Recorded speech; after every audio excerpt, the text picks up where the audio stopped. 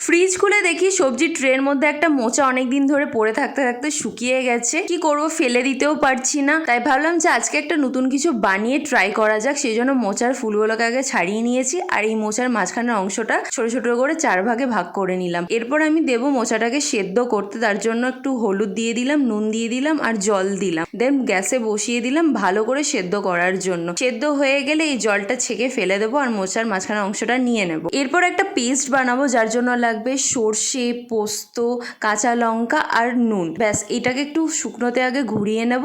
দেন যে মোচার মাঝখানের অংশটা সেদ্ধ করেছিলাম সেটাকে একসাথে সমস্ত কিছু মিক্স করে নেব। সব শেষে ওপর থেকে ছড়িয়ে দেবো 2 চামচ মতন সর্ষের তেল, আর ওপর থেকে আরেকটু সর্ষের তেল ছড়িয়ে দেবো আর কাঁচা লঙ্কা দিয়ে সার্ভ করে নেবো। গরম ভাতে খেয়ে দেখো একবার, বাড়িতে ট্রাই করে, দারুণ লাগে খেতে।